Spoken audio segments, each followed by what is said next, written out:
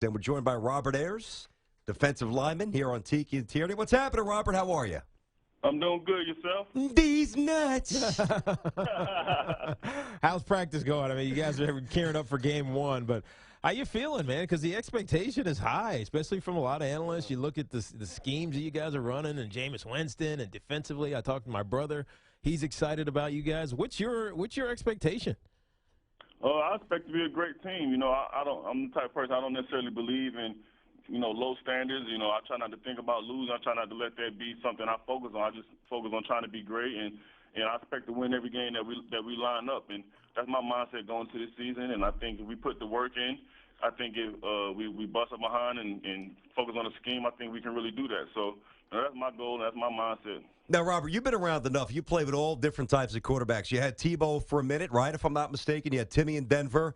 Obviously, had Peyton for a minute, right? You had Eli for a couple of years with the Giants, and now Jameis Winston. What do you see in Jameis Winston? He looks so impressive to us. What do you see as a veteran of the NFL? What is he poised to do this season?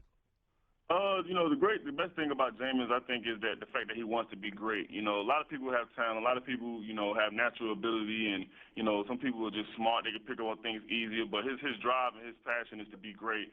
He wants to win. He wants to to bring a group of guys together and to be focused on one goal together, and that's what he represents. He represents a competitor and a winner.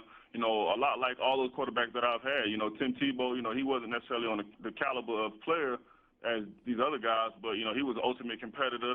Peyton Manning was the ultimate competitor. Eli Manning was the ultimate competitor. And Jameis Winston, he's the same way. And you see all four of those guys have success in this league. So, that's what I see in him. That's what I love about him. That's a good description. Talking to Robert Ayers of the Tampa Bay Bucks here on Tiki and Tierney, CBS Sports Radio. Now, Robbie, I know you guys don't look ahead, but at least in the first quarter, you guys are on the road twice, and one's a division rival against the Atlanta Falcons, which you start on September 11th, and you go out to Arizona, which is, again, one of the better teams in the NFC. And how important it is for this team to get off to a good start, because we know what happens, and you saw this with the Giants over the last couple of years, when you start slowly. It's definitely important to just come out the gate on fire, but that's not everything. You look at I know we're playing them this week, but Atlanta started out with 5-0 and then they faltered. And then you look on the flip side, you see Kansas City started out struggling and then they made a run and made the playoffs. So you definitely want to come out the gate, playing well, but it's a long season and we just got to stay the course. Whether we start out fast or start out slow, we got to keep preparing and keep getting better. And I think if we do that and we keep our eye on the prize, I think regardless of how we start, we really will be in a good position. So we just got to keep fighting and keep focusing. And, I definitely expect to win, but, I try not to weigh too much on, certain things, and that's one of them. I just want to come out and compete, and I don't want to look ahead. I just want to focus on Atlanta and try to get this big win. Robert, tell us about Dirk Koetter, your head coach. I don't think nobody knows a lot about him. He was, an assistant, and Lovey gets fired, and he gets elevated to the head coaching job, but we don't know really who he is. Explain how he coaches and what he means to you guys. He reminds me a lot of Coach Coughlin. He's a real cutting. He's not going to sugarcoat anything from you. He's going to tell you what he believes. He's going to tell you what he thinks, and it's up for you to dissect his message. And a lot of times it's a good message, and he's really clear on what he's trying to get across. He's a competitor. He wants to win, and he holds the offense to a high standard. He holds Coach Smith, the defensive coordinator, to a high standard, and that's how he really is, man. He doesn't necessarily do a lot of talking, a lot of rah-rah. He's just, look, this is what it's going to be, and we're going to get it done. And if you ain't on board, get off the boat. And that's how he is, and that's why I love him. He's a real hard-nosed, straightforward, straight-shooting guy. The way you position that's interesting, because if I'm a player, and obviously I didn't play, I mean, you are, and Tiki did, but if I'm on a team with that kind of a coach in terms of that kind of delivery, that's good when you're winning.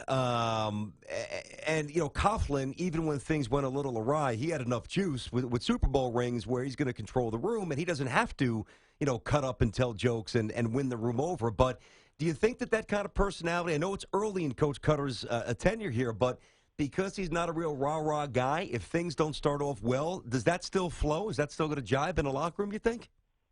I think it will. I think as a man, you got to look at it as, this dude ain't gonna tell me nothing wrong. He's not gonna BS me. He's gonna be a straight shooter.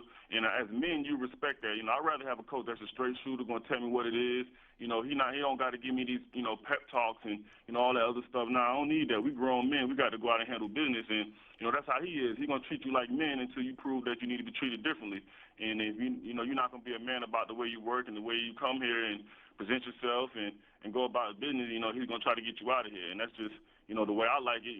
That's the way I think it should be as men. The standards has to be high, and he's going to hold you to that. And, pep talks, that's cool. Sometimes I get to talking trash and get a little pep talk and locker room, this, that, and other, but that doesn't necessarily have to be, something that you do to win. I haven't played for a lot of different coaches, but, I'm pretty sure a lot of guys are successful. And, Coach Belichick, I don't think he's a rah-rah guy. The rings that he has. So. No, I got you. I'm with you. Robert Ayers of the Bucs here on Tiki and Tierney. I brought up one of your teammates' names early in the show. We were talking about young rookies who Tiki and I think can really impact. Tell us what you've seen from Vernon Hargreaves, the quarterback from Florida. I think he's got a chance to be a star. I know he's not big, but how's he looked in practice so far, man? He looks good, man. He looks, I could definitely see like a little switch that was flipped where his confidence just, really started to show in his body language and his movement, At first, you come as a rookie, you don't really know what you're doing, so you're kind of hesitant to do certain things, to take certain footwork or to react to certain plays a certain way. And, I think once he started figuring it out, you could definitely see his swag and his confidence and, his playmaking ability just starting to show. I think he had two tremendous picks against, either Jacksonville or Philly, whatever it was.